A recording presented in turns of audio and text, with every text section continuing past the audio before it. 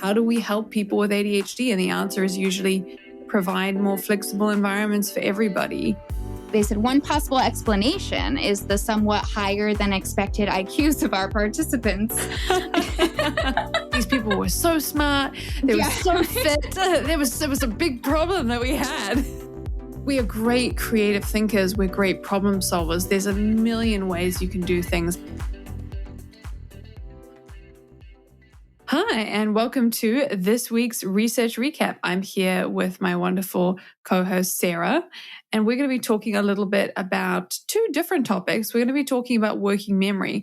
But first, Sarah just pulled this paper on Reconstructing Psychopathology, a data-driven reorganization of the DSM symptoms, aka if and when the new DSM comes out, what might this diagnostic system look like? And these people have written a very interesting paper that is currently in preprint asking and answering that exact question. So we're going to dive straight into that, and then we're going to take you through a little bit of working memory and working memory strategies. So lots to cover today.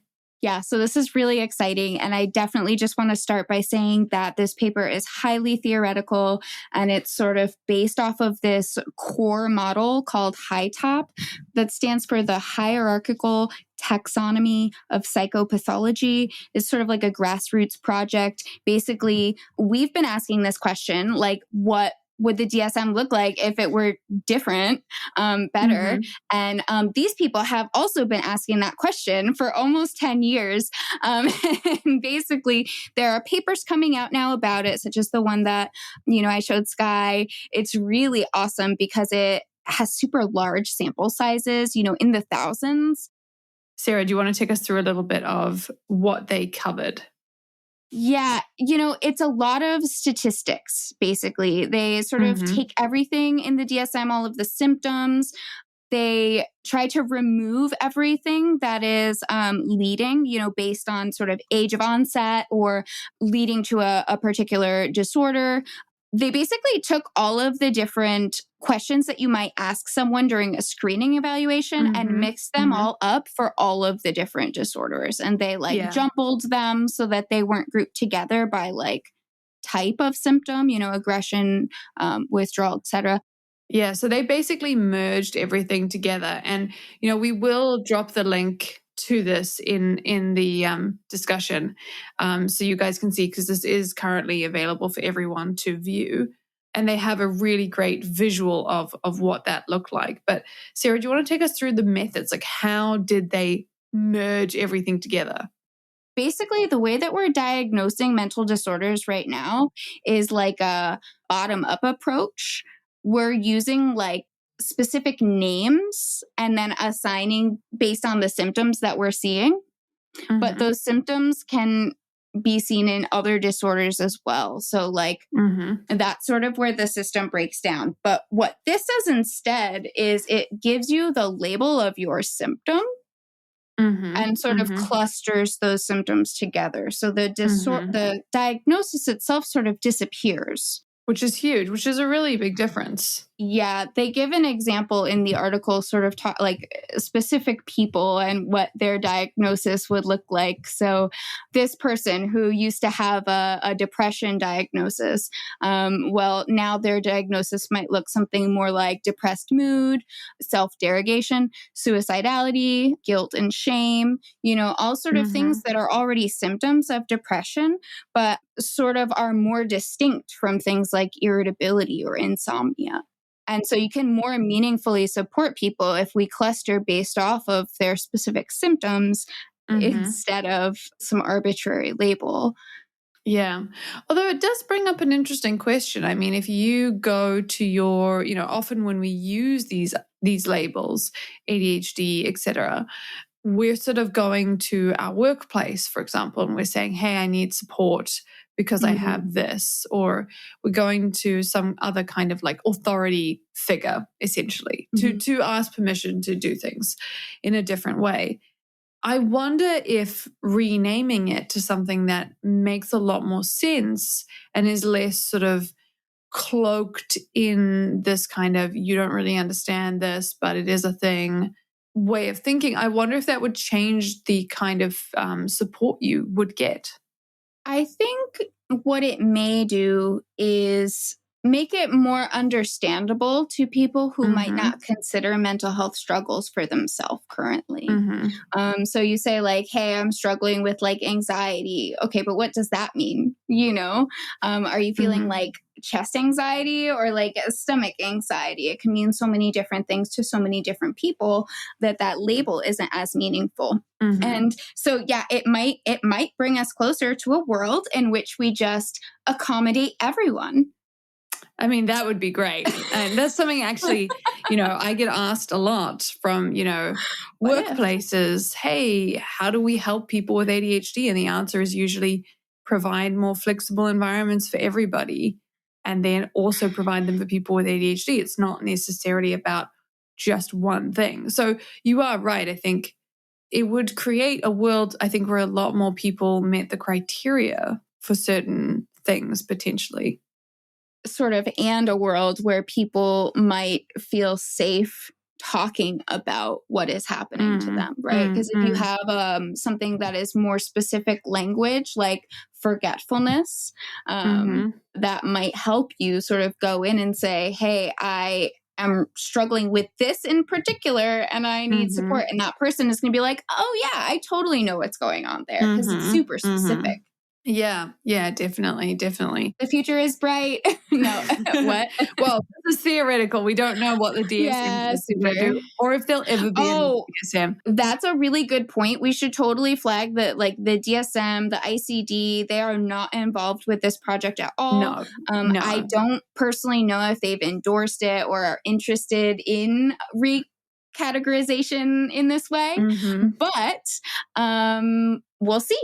Yeah, it's been getting a reasonable amount of traction, this kind of paper and this kind of conversation. I think a lot of people, and this again comes back to what we've talked about before about this idea of like, will the DSM get changed? When will it get changed? What's it going to look like? Because there's been such a huge discussion. I mean, when did the last DSM come out? The DSM-5. So, as it turns out, they actually did do an update to the DSM-5 in 2022.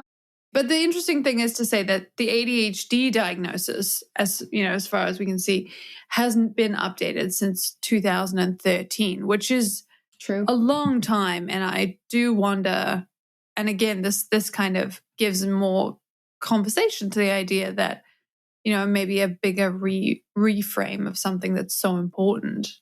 This is how we got our diagnoses is warranted. Absolutely. And really quickly, before we move off of this HiTOP model, I just wanted to say, under this model, the ADHD diagnosis would be gone. But what would we get in its place, right? We might get a combination of things. It might look something like altered sensation and attentional control, forgetfulness, neurocognitive impairment, things like that, which honestly are a little bit more meaningful than I'm late for meetings. Yeah, I think that's true. I think maybe the only thing I would potentially feel anxious about as a person with that diagnosis would be that it would remove me from my community. One of the things that's been so wonderful about being diagnosed with ADHD has been the ability to connect with other people who have this diagnosis. And I wonder if by saying, oh, I have this, this, and this, but maybe not this thing, it would create more separation and less community. It's just a thought. And obviously this is theoretical. Might be a push towards the neurodivergent label. Yeah, you're totally right. You're totally right. We're a whole community. Yes. Yeah. Anyway, kumbaya. Yeah, that would be very interesting. Hi, Sky here, just popping in with a quick strategy for you. As some of you might know, we've recently launched the Goals Achieved with ADHD Academy, and some of our members kindly agreed to have their sessions recorded so that I could share them with you. So what you're about to hear is a snippet of a strategy that Amani and I worked on to help her with her goal of getting a job. So hopefully you'll find this strategy helpful, and if you'd like to talk with me about how you can achieve your goals with ADHD, just click the description below to book a free 15-minute focus session and we'll get started together. How do we beat that procrastination, rejection sensitivity cycle around this incredibly complicated, incredibly rejection sensitive thing? Applying for a job brings up so much in me. I'm giving myself these deadlines, which are my kryptonite. If I were anybody else, I would be like, it is not a big deal. What matters is that you get them out. There's different parts of applications in general. Some of them are rejection sensitive, some of them aren't. We need to divide tasks into things that are stressful and things that are not stressful. Do the more relaxed bits, and then we're gonna get a bunch of dopamine and chunk together all of the stressful bits and do those together. We want to separate the writing the application self and the sending the application self. How do you feel about the strategy? Are you happy with that as a thing to try? Yes. Very, very excited about it. That sounds great. Okay, well, should we jump over to the paper? Yeah, let's do working memory. There's still so much to talk about. I know. We're gonna come back to that one. It's so interesting. Yeah. So the next paper we were talking about was looking at working memory, and I'm going to flag that at the end of this conversation, I am going to provide some strategies that I learned in psychology about how to like learn with working memory, because I think it's something that is missing from this paper and is so important. So the title of this paper was Verbal Memory Performance in Adolescents and Adults with ADHD. And it was a paper that was basically focusing on looking at what is the relationship between ADHD and the various measures, because they had different kinds of measures of working memory, and how do people with ADHD compare to those without ADHD on working memory tasks. And it was very much building on what we've previously done and previously seen in the research, which was interesting. So take us through how they did this, Sarah. Yeah, so this paper had a sample of 255, 205 of which were adolescents and adults with ADHD. And then they had 50 controls, age sort of 14 to 45. Now, the only interesting thing about the control group is that the participants were excluded if they had any mental health conditions or mental health conditions in like the first degree family, mother, father, brother, that sort of thing. Some of this data was used from other studies. I think like the baseline, actually all of this data was used from another study called the PROUD. It was like a pilot study for treatment, basically. And it was recruited from London and Frankfurt. That was where these people were coming from. Yeah, just like a bunch of different places, right? Like they tried to get them from university sample, clinics, various clinics in the area and things like that. Mm-hmm. Yeah. The ADHD group was diagnosed by a specialist, so it wasn't self-report diagnosis. So that was good. Yeah. Yeah, awesome. Do you want to take us through some of the measures that they used to actually measure working memory? Because they were interesting. Yeah, I had to look them both up, actually, because You didn't immediately know what the digit span backwards test was, Sarah? Digit span backwards. I mean, now that I know, it does make sense. But essentially, they just gave you a sequence of numbers, and then you had to repeat it to them backwards. And there was like multiple sequences of doing this task. And that was meant to test your verbal working memory, which again is like verbal, you hear it and retain it. And then there's the other one, the RAISE Auditory Verbal Learning Task, which is RAV-LT acronym. And so I keep thinking of the car anyway. That one is where they sort of gave you a list of like 15 nouns repeated 5 times each. And then you had to just tell them all of the ones that you remembered afterwards. And again, there were several trials of that one. Which one do you think you could do? That's a really great question. I used to be pretty good at the numbers, not backwards, but I used to like connect when I was trying to remember strings of numbers growing up. This was like a random thing I did growing up. It would connect it to like a song. And so I would be able to remember it by thinking about it like notes. But I don't know about the auditory learning just because I'm pretty bad at auditory learning personally. That's so interesting because for me, the numbers are totally out. There's no way that I would be able to repeat a sequence of numbers backwards. But, the repetition for me, I think would be enough to do a very similar thing, make up a song with the nouns. Yeah, yeah. And I think that's an interesting, that's what we're going to talk about later a little bit, is like some of the ways you can do tricks with these kinds of things. But it is interesting. I mean, to be fair, I think if you made me remember numbers backwards, I would probably be not much better than the average person in terms of numbers. Also, I do have dyscalculia, so I don't necessarily think about numbers as numbers, if that makes sense. They're just maybe objects sometimes. Interesting. Maybe that does make a difference. I feel like it might do. Yeah. Yeah, I think it does. It takes the emotion away from it. The other things were the IQ test. So they did an IQ test. How did they do it? What is an IQ test? That's a whole other podcast. But for now, we'll just say they did an IQ test. And they also did rate for depression and for cardiovascular fitness, which I thought was really interesting. Yeah, we'll talk about why they tested for that specifically. But yeah, so that's the end of it. Take us through the results. What did they find? A lot of what we expected. However, the most important finding, I think, is that there was no difference in cognitive performance between the medicated and non-medicated ADHD sample. And because of that, they lumped them together. Which is wild. But then they go on and list it as a limitation, like rude. Why did they list it as a limitation? I think because they ended up grouping the sample so it can't be used in the future. Right. Yeah. It is interesting, the idea of medicated and non-medicated ADHD. It's definitely something we want to talk about later on, because it's something that comes up a lot in these papers and they don't necessarily discuss it. A bit wild. It didn't make a difference. Yeah.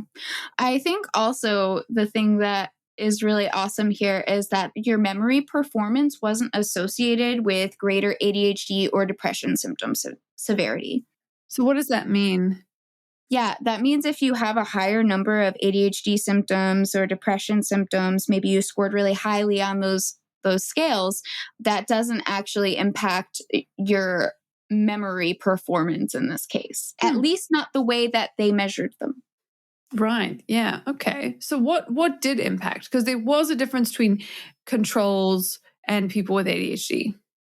Well, the ADHD, quite simply, the ADHD participants performed worse on all working memory and auditory verbal learning tasks, except for the initial learning tasks. That's so interesting. So what is the initial learning task? What is that, and why wasn't that an issue? Initial learning is taking in information for the first time. So essentially it relates to the fact that I said all of the tasks were done in multiple series. One of the tasks that they ran was called Trial Task 5. Okay, so basically this is the task. The total number of words remembered correctly across all 5 trials, basically like added together. And that is meant to show like short-term verbal, like new memory. And it was like all new information, essentially. Interesting. This really is that RAV test again, the words one. And so essentially when they ran that task, the results found no significant difference between the ADHD and the control sample. And that was the only task in which there was no difference. Yeah. And I mean, there was a lot of difference in other areas. So it's possible that was just kind of a one-off. Did they reference why they thought that might be the case, or did they just kind of move on from it? Because I don't remember them referencing why that might be the case. Essentially, they just say that this is a novel finding and that further research over varying lengths of delays is required. So basically, like taking longer in between giving the information and testing the information or something like that. They said one possible explanation is the somewhat higher than expected IQs of our participants. Direct quote. They were smarter than we thought. And that is actually one of related to one of the other results is that IQ is more of a factor here than anything else. So the people with higher IQs did better on all of these tasks. Surprise. Yeah. Yeah, well, it's interesting because I wonder, IQ, but also maybe more experience doing tests. One of the things that we know when it comes to IQ is that is it that you have a higher IQ, or is that you have more experience with the kind of testing, and so it's not as novel to you? That's sort of the big, I don't want to say biggest controversy, but it's one of the things that, the conversation around IQ often brings up, is the cultural testing aspect of those kinds of things. So yeah, it is, that is interesting. Do you want to take us through what the cardiovascular fitness finding found? So this was also another weird one. It's really complicated, but essentially they just got your heart rate up and then tested it and sort of whether it calms down, like how much exertion they were measuring for exertion. That's interesting. Of your heart. That's really interesting. And essentially, this research found a negative association with cardiovascular fitness and the noun tasks, the auditory learning tasks, which is contradictory to what other research says, that exercising improves your working memory and things like that. So again, they just say that these people, there was a lot of very fit people in this study, and so maybe there's a ceiling effect. Yeah, maybe. I love this. They're like, these people were so smart. They were so fit. There was a big problem that we had. If you were in the Proud study, I mean, I guess you should be proud. Oh no, there's the title. Yeah, but it was kind of that idea. So it's possible that was the reason. And this is the thing about non-meta-analyses. It wouldn't be the first ceiling effect found in psychological research. So. No, definitely not. Definitely not. Okay. And then in terms of, was there any limitations specifically? I know they said some of the medication was the biggest limitation. Yeah. In addition to the usual suspects, they listed the hurdle models as a limitation, which I'm going to be honest, I still don't fully understand that. But it's basically a way that they had to run their numbers. Right. Okay. So some kind of psychology adjustments. A hurdle model, class of statistical models where a random variable is modeled using two parts. Yeah, I don't understand it. Okay. Yeah. Well, it makes sense. I mean, I think there's often a lot of issues around statistics, but I don't think they found any big limitations.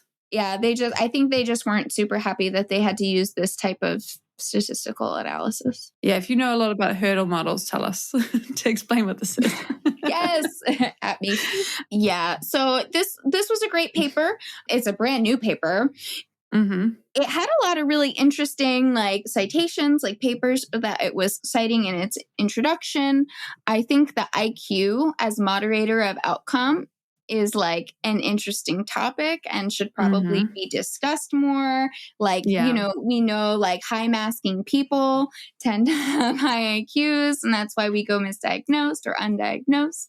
But all in all, people with ADHD know that we suffer with our memory. So that was why we wanted to go into a few tips, because, one of the things we know is that, yes, we do struggle with working memory, but, some research indicates our long-term memory is pretty good. In fact, if it's our thing we're interested in, our long-term memory can actually be quite good. And this is one of the things I wanted to reference around the whole IQ thing, because if you have a high IQ, what that means is you do well on a test. Essentially, some kind of test. And as I sort of touched on at the beginning, would you do well in this test? I sort of have a few strategies to do better on certain kinds of tests. And one of the reasons I have these strategies is because I studied psychology, which was helpful for so many reasons, but one of the main reasons was the very first thing they taught us was how to learn, which I think is unusual in terms of studying. Most of the time, they're just like, here's the material, good luck, and you find yourself just reading textbooks in the middle of the night and don't realize that there's different ways to learn. So I wanted to go through some different kinds of strategies to really absorb information and absorb information quickly, because while obviously it is super important for us to write things down and use that externalizing support with working memory, it's also just nice to have this information. So yeah, I'm going to do this, and then Sarah, let me know what you've used, what makes sense, what you know of in terms of these different devices. So there's a variety of different ways you can learn things. The most useless way, shall I say, just to start off, is reading the textbook. So if you have something and you're like, right, I'm just going to read the book, unless this is, Sarah's cracking up in the background. Unless you really love the topic, unless you've really researched the topic and there's already little hooks in your brain of like, oh yeah, that relates to this and that relates to this. Just reading it for the first time, not touching it, not engaging with it in any way is going to be it's going to be difficult for that information to get into your memory. So there's a couple of different ways we can do it. So there's different ways of learning, first of all, and this is something that we've talked about before when people, for a while, I think there was a sense that you're like an auditory learner or a visual learner or a kinesthetic learner, which means you're very, want to be very hands-on with your learning. And then people started just doing that in schools. They were like, right, auditory, off you go. This is an ears-only classroom. And they found, okay, that doesn't really work. And so the research found instead that, it was kind of interesting to maybe just do a mix of different ways of learning. Although I will say we don't always hit the mark with that, especially in university, especially when we're learning. So a lot of this stuff is around, okay, how can I learn in a physical way? How can I learn in a visual way? How can I learn in an auditory way? How can I mix it up? So if you were trying to learn something, I guess, Sarah, is there anything you're currently trying to learn or you remember trying to learn? So definitely this stuff, but I think this was sort of special interest territory. Mm-hmm. So maybe I should pick something different. Does gardening count? Do you think? What are we talking about? Are we talking about book learning? Because it's been a while. Yeah, well, I think this is the thing as well. It kind of comes down to like, when did you last learn something? So I guess if you think back to what was the last time you had to do an exam is probably a good example. Like, what kind of topics were you studying?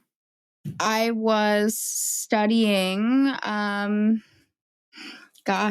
social injustice, income inequality, deviance. The last thing I was studying was economic support for parents in New Zealand. So now you know a lot about us based on what we choose to study. So if you're learning this stuff, you're given a lot of information very quickly, very much similar to what they did in these studies. So one of the best ways to do is obviously to take notes. We want to be highlighting. We want to be engaging with the material as much as possible. But once you've done that, it can be helpful to actually make something from it. So there's different things people do. There's different memory devices. There's the mind palace, which I personally never found particularly helpful, but there is, maybe if you're a very like internal thinker, you can go ahead and create like a house of social injustice, which sounds really strange, but there you go. And you could put in every room like different topics. And then in each of those rooms with those different topics, you could sort of mentally walk around the house and you could put like all of the different people and things that are related to that topic in each room. And that would give you a bit of a map that you could use if you needed to, without like looking at any support, say in an exam format, like open up your house and kind of walk through each room, and that would help you remember things. That's one way. It never really helped me as much. What I personally found, I was a bit more of a visual learner, is drawing that kind of stuff out. So like writing the notes and then drawing pictures. I really love to draw. So that was kind of for me, but everyone's a bit different. Would be kind of, I would draw a picture of something to do with, say, social injustice. And I might put like a little icon on, if you drew a little person and they've got a hat on and the hat is pink because it was a pink group or something. I think I just described the pussy hats. I just didn't even realize. But, there's different ways to remember, different things. And so it doesn't have to make a lot of sense. In fact, absurdist is fine and absurdist is good. But it's things like that. So if you were trying to remember the acronym, the PROUD acronym that we discussed is a perfect example of that. They want you to remember that what is the study called? And so they use the word PROUD. I remember the word PROUD.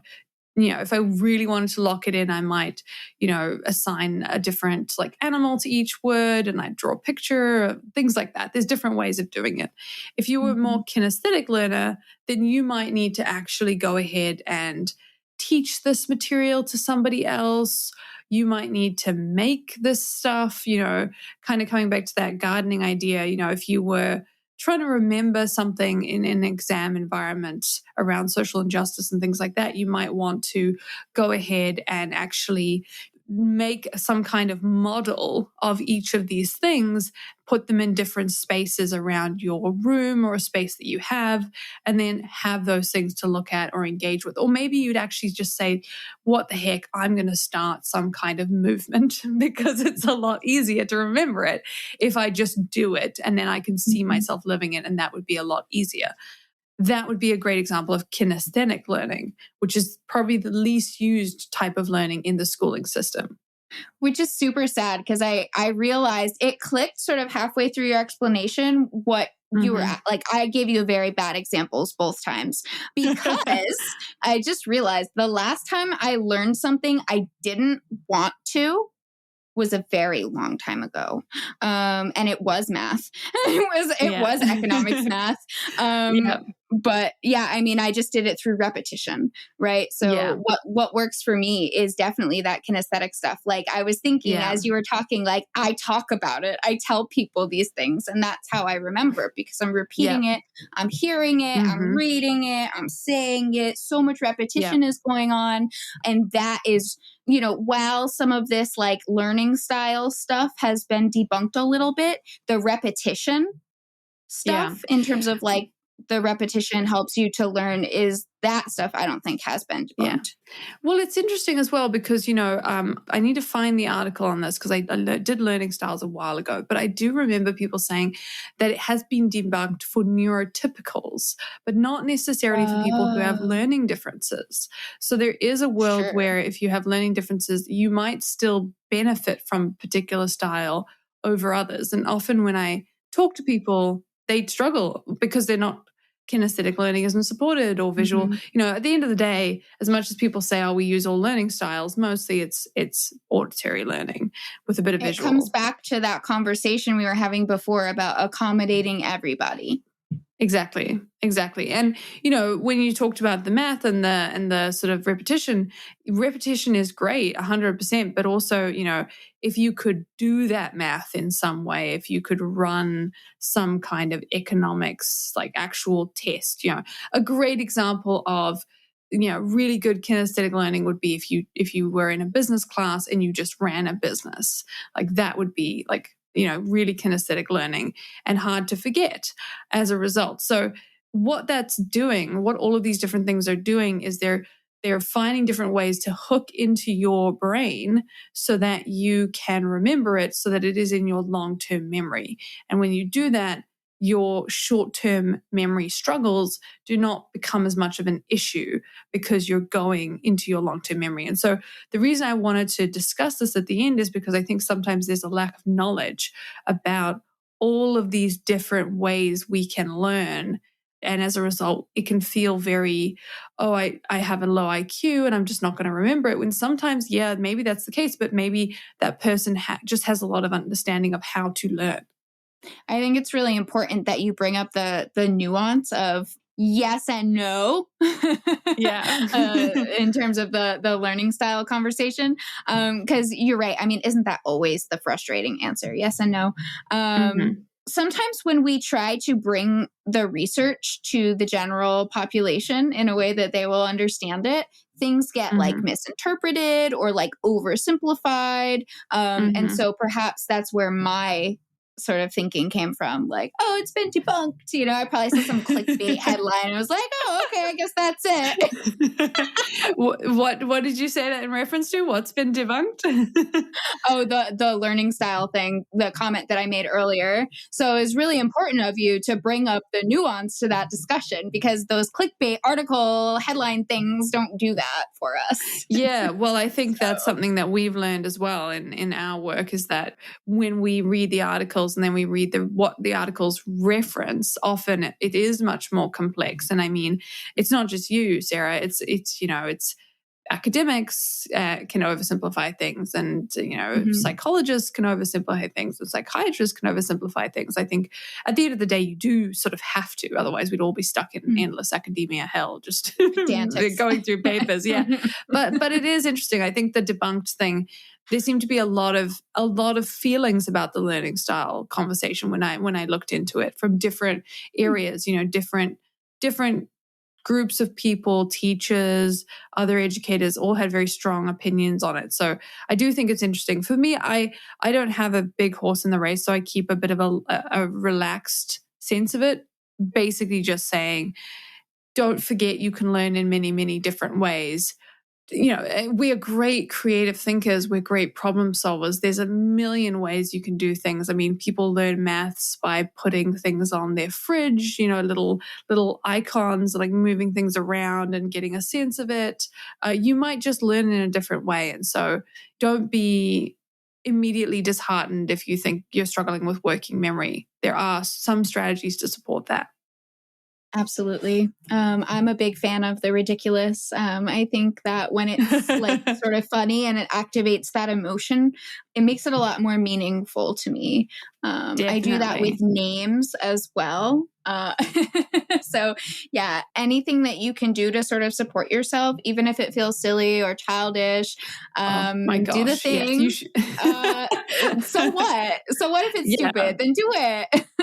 Honestly, there was the fancy psychology, sociology thing that I was studying. And then there was my absolutely crazy notes that no one could see. But they got me through those really, because those tests are honestly like Who Wants to Be a Millionaire for quizzes. Like early psychology is just like question after question after non sequitur question, just like trying to learn all this material. So yeah. Theory is tough. It was crazy and nothing connected. And so, yeah, there was a lot of weird animals on pictures. And yeah, don't worry about that stuff. Everyone's done it. Awesome.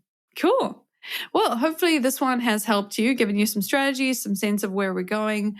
Really, really exciting. Really happy to chat about this, Sarah.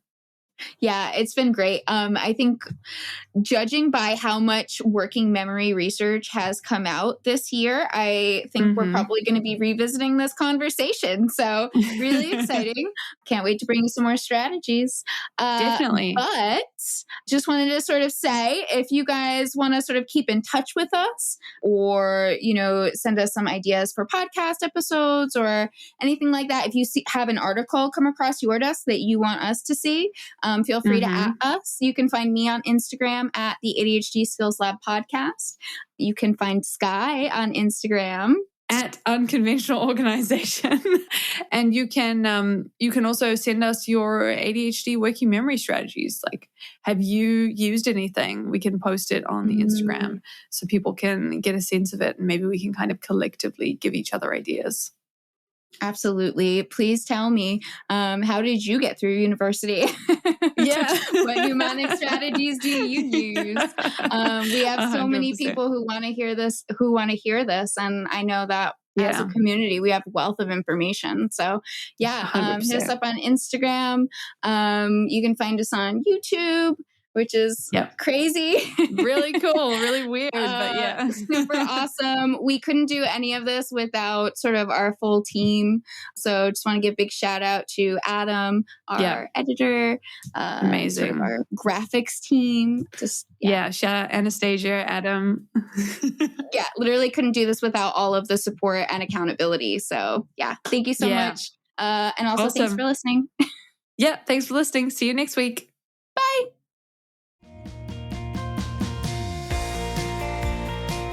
Thanks for listening. If you'd like to reach out or connect with us, you can leave us a message at admin@unconventionalorganization.com. You can also find out more about our ADHD coaching organization, read our free articles, or sign up to our online courses at unconventionalorganization.com. That's organization with a Z or an S. They both will get you there. If you'd like to learn more about what we discussed here today, or you want to read the transcript, you can find that at our show notes page at unconventionalorganization.com. If you've enjoyed this podcast and think someone else might find the strategies and stories helpful, the best thing you can do is share episodes using the share button in the podcast player, or leave a 5-star review on Apple or Spotify or your podcast player of choice. letting them know why you've benefited from this podcast. Thanks so much for listening, and we'll see you back in the ADHD lab next week.